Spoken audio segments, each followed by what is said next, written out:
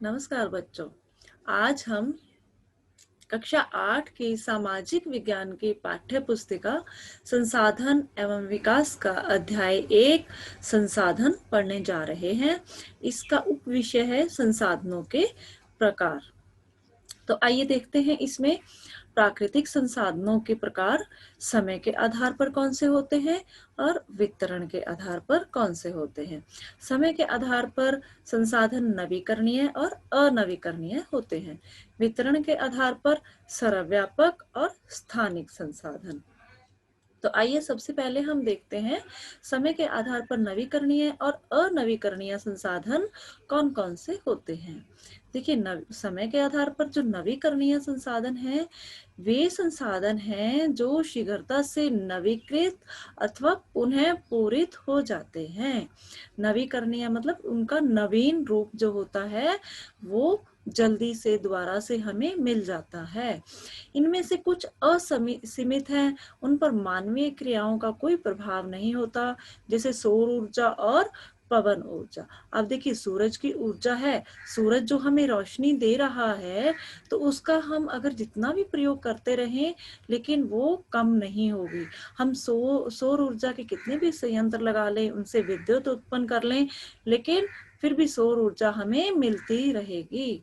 लेकिन कुछ ऐसे संसाधन भी हैं जो नवीकरण तो हो जाते हैं, जो हमें दोबारा तो उपलब्ध हो जाते हैं, लेकिन अगर हम उनका उपयोग सावधानी पूर्वक नहीं करेंगे तो हमारे लिए हमारे भविष्य में परेशानी बन सकती है। कौन कौन से ऐसे संसाधन हैं जिनका हम सावधानी पूर्वक प्रयोग ना करेंगे तो वो खत्म हो जाएंगे, कम हो जाएंगे, या उनके जो प्राकृतिक भंडारण है उस पर असर होगा। हाँ, बिल्कुल सही सोचा आपने। जैसे पानी, अगर हम पीने वाले पानी को, अगर हम पानी की को जाया करते रहेंगे, वेस्ट करते रहेंगे, तो हमारी आने वाली जनरेशन को पानी की उपलब्धता कम हो जाएगी। देखिए, कुछ नवीकरणीय संसाधनों जैसे कि जल, मृदा और वन का अगर हम लापरवाही से उपयोग करते हैं तो ये उनके भंडारण को प्रभावित करेगा। वनों की भी अगर हम अंधाधुंध कटाई कर देते हैं तो इससे उनका उनका जो है भंडारण प्रभावित होता है। जल की कमी और प्राकृतिक जल स्रोतों का सूखना आज संसार की सबसे बहुत बड़ी समस्या बना हुआ है। अब हम देखते हैं अनवीकरणीय संसाधनों के बारे में। अनवीकरणीय संसाधन वे संसाधन होते हैं जिनका भंडार सीमित है। भंडार के एक बार समाप्त होने के बाद उनके नवीकृत होने अथवा उनके पुनः पूरित होने में हजारों वर्ष का समय लग सकता है। तो अब आप कहेंगे कि जो नवीकरणीय संसाधन है वो भी पुनः पूरित हो जाते हैं, लेकिन अनवीकरणीय भी पुनः पूरित हो जाते हैं, तो फिर इन्हें अनवीकरणीय क्यों कहा गया है? जबकि ये पुनः पूरित हो रहे हैं। इन्हें अनवीकरणीय इसलिए कहा गया है क्योंकि इन्हें पुनः पूरित होने में हजारों वर्ष लग सकते हैं, और ये जो हजारों वर्ष है ये अवधि जो है मानव जीवन की अवधि से बहुत अधिक है। मानव जीवन की अवधि कितनी है मानव जीवन की अवधि? लगभग 100 से 120, 25 या 115 साल तक मानव जीवन की अवधि है, लेकिन इनको पुनः पूरित होने में हजारों वर्ष लग जाते हैं, इसलिए इन्हें अनवीकरणीय संसाधन कहा जाता है। इसके कुछ उदाहरण जैसे कोयला, पेट्रोलियम इसके उदाहरण हैं। अब देखो, कोयला जो है उसको हमारी पृथ्वी में बनने में हजारों साल लग जाते हैं। पेट्रोलियम जिससे हम आज कारें, गाड़ियां, जीप, मोटरसाइकिल सब चला रहे हैं, लेकिन ये धीरे धीरे क्या है, ये अगर खत्म हो जाए तो इसको नवीकरणीय, इसको दोबारा से बनने में हजारों वर्षों का समय लग जाता है। तो देखिए, अब हम देखते हैं वितरण के आधार पर। वितरण के आधार पर कौन कौन से संसाधन होते हैं? सर्वव्यापक संसाधन और स्थानिक संसाधन। अब सर्वव्यापक संसाधन क्या है? सर्वव्यापक संसाधन जैसे कि नाम से ही पता चल रहा है, सर्व मीन्स हर जगह, व्यापक मीन्स व्याप्त, जो संसाधन हर जगह उपलब्ध होते हैं। जैसे जो संसाधन हमें सभी जगह पाए जाते हैं। उदाहरण के लिए वायु, जैसे वायु है तो कोई ऐसी जगह होती है जहां पर वायु उपलब्ध नहीं होती? पृथ्वी पर हर जगह वायु उपलब्ध है, इसलिए ये सर्वव्यापक संसाधन है। तो इस वायु की उपलब्धता को देखने के लिए आइए मैं एक और तरीके से आपको इसमें दिखाती हूँ कि हम इसको कैसे समझ सकते हैं। देखिए, वायु हमें हर जगह उपलब्ध है। आप इसमें देखिए, अभी ये देखिए, अभी आपके सामने ये क्या है, देखिए इसको आप क्या कहेंगे, आपने अपने स्कूल में देखा होगा। इसकी क्या है, ये हमारी पृथ्वी का एक नमूना है, जिसे हम ग्लोब में भी हम इस तरह से हमारी पृथ्वी को देख सकते हैं। तो देखिए, अगर हम इसे पास में करके मैं आपको दिखाती हूँ, ये देखिए, ये हमारी पृथ्वी पर ये किसका मैप है, यहाँ पर बना हुआ भारत का, बिल्कुल सही। तो ये देखिए, ये जो चल रही हैं, ये क्या चल रही हैं, बिल्कुल सही, ये पवनें चल रही हैं। ये हमें दिख रहा है कि हमारी पृथ्वी पर हवा है। तो देखिए, हर जगह उपलब्ध है ये। किसी जगह पर ये थोड़ी तेज है, यहाँ पर जैसे इनकी गति तीव्र है, और कुछ जगह इनकी गति धीमी है। आप थोड़ा सा अगर ध्यान से देखेंगे तो आप देखेंगे कि समुद्र के ऊपर का जो एरिया है, जो ऊपर की जगह है समुद्र के, वहां पर इनकी गति तेज है और दूसरी जगह गति कम है। लेकिन ये सब जगह उपलब्ध है। देखिए, अगर हम पृथ्वी की दूसरी साइड पे मैं आपको दिखाती हूँ, अगर हम इसको रोटेट करके दूसरी तरफ ले जाते हैं तो यहाँ पर भी देखिए, ये देख रहे हैं आप यहाँ पर, हाँ देखिए, पृथ्वी की दूसरी साइड भी हवा है।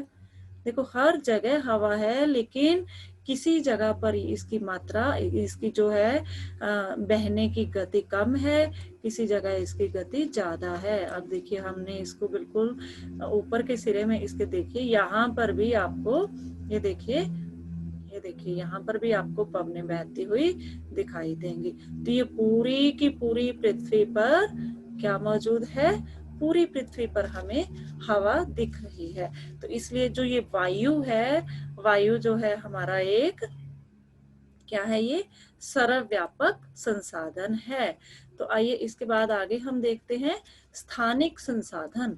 स्थानिक संसाधन कौन से होते हैं, जो संसाधन कुछ स्थानों पर ही पाए जाते हैं, उन्हें हम स्थानिक संसाधन कहते हैं। जो संसाधन कुछ ही स्थानों पर पाए जाते हैं, जैसे तांबा, लौह अयस्क, ये हमारे स्थानिक संसाधन कहलाते हैं।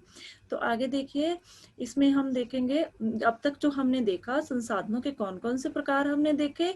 हमने देखा प्राकृतिक संसाधन, उसके बाद प्राकृतिक संसाधनों में हमने विकास और उपयोग के आधार पर, उत्पत्ति के आधार पर, समय के आधार पर और वितरण के आधार पर उनका विभाजन देखा। उसके बाद हमने विकास और उपयोग के आधार पर वास्तविक संसाधन पढ़े, फिर हमने संभाव्य संसाधनों के बारे में जाना, फिर उत्पत्ति के आधार पर हमने जैव और अजैव संसाधनों की चर्चा की, फिर समय के आधार पर हमने नवीकरणीय और अनवीकरणीय संसाधनों के बारे में जाना, फिर हमने वितरण के आधार पर सर्वव्यापक और स्थानिक संसाधन क्या होते हैं इनके बारे में हमने समझा। तो अब इसमें आगे हमने जो देखना है, वो हमने देखना है कि मानव निर्मित संसाधन और स्वयं मानव, ये क्या होते हैं, इन दोनों के बारे में हम आगे देखते हैं। मानव निर्मित संसाधन और मानव। अब देखिए, जैसे कि नाम से ही लग रहा है, मानव निर्मित संसाधन, ऐसे संसाधन जो कभी कभी प्राकृतिक पदार्थ तब संसाधन बन जाते हैं जब उनका रूप बदल दिया जाता है।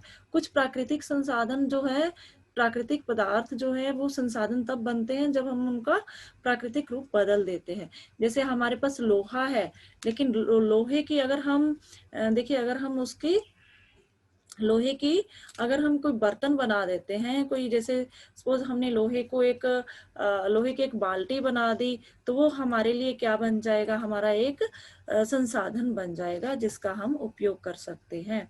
उसके बाद क्या है, लौह अयस्क तब तक संसाधन नहीं था जब तक लोगों ने उससे लोहा बनाना नहीं सीखा था। लोग प्राकृतिक संसाधनों का उपयोग किस किस चीज में करते हैं, प्राकृतिक संसाधनों का उपयोग पुल बनाने में, सड़क बनाने में, मशीन बनाने में, वाहन बनाने में करते हैं, जो कि मानव निर्मित संसाधनों के रूप में जाने जाते हैं। और देखिए, इसमें क्या है, जो प्रौद्योगिकी है, हमारी प्रौद्योगिकी है, जो टेक्नोलॉजी है, वो भी क्या है, एक मानव निर्मित संसाधन है। जो हम किसी भी टेक्नोलॉजी का प्रयोग करते हैं उसे भी मानव निर्मित संसाधन कहा गया है, क्योंकि उसका उपयोग भी मनुष्य ने किया है। तो इस तरह से मानव निर्मित संसाधन जो प्राकृतिक संसाधनों के रूप में हमें मिलते हैं, उनका हम रूप बदलकर जो प्रयोग करते हैं वो मानव निर्मित संसाधन कहलाते हैं। तो आइए अब हम देखते हैं बहुत ही महत्वपूर्ण संसाधन कौन सा है, वो मानव संसाधन। आप स्वयं भी एक संसाधन है। जो मनुष्य है वो सबसे महत्वपूर्ण संसाधन है। लोग और अधिक संसाधन बनाने के लिए प्रकृति का सबसे अच्छा उपयोग तभी कर सकते हैं जब उनके पास क्या होगा, उनके पास कौशल होगा, उनके पास प्रौद्योगिकी होगी, तभी वो अधिक से अधिक संसाधनों का अच्छा बनाने में उपयोग कर सकते हैं।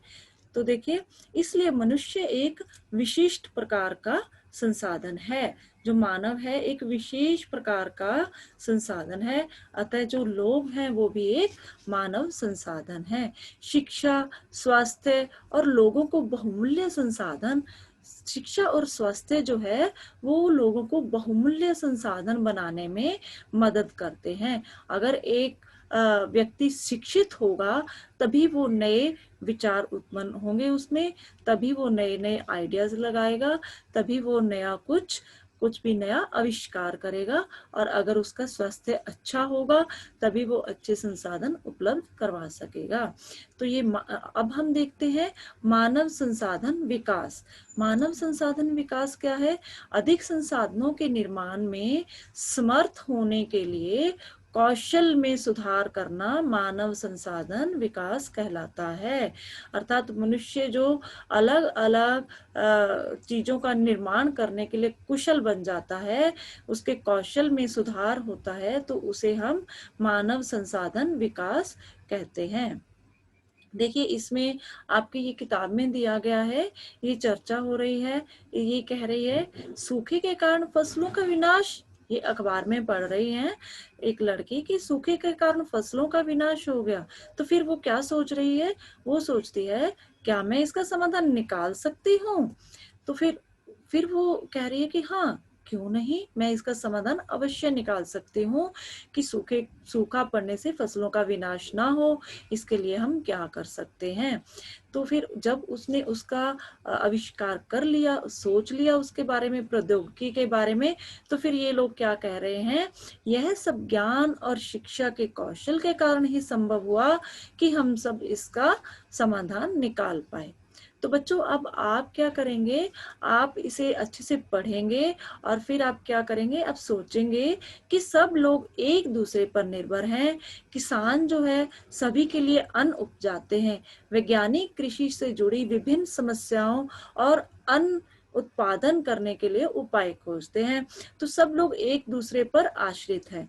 तो इसलिए जो आप अपने ज्ञान का उपयोग अलग अलग व्यक्तियों के लिए, अलग अलग व्यक्तियों के जीवन को सुखमय बनाने के लिए, अलग अलग संसाधन पैदा करने के लिए किस तरह से अपने ज्ञान का, अपने कौशल का उपयोग कर सकते हैं, या फिर आप में कौन सा ऐसा कौशल है जिससे आप विभिन्न प्रकार के संसाधन बना सकते हैं। तो इसके लिए आप सोचिए, आप मनन करिए और फिर इस पर आप 10-15 वाक्यों में एक लेख लिखिए कि आप कुछ भी अच्छा संसाधन पैदा करने के लिए आप में कौन से कौशल हैं। आशा है आपको ये पसंद आया होगा। Thank you. तो बच्चों, मुझे आशा है कि आपको इस वीडियो में जिन भी संसाधनों के बारे में मैंने बताया वो आपको पसंद आया होगा और आपको समझ आ गया होगा। Thank you very much. धन्यवाद।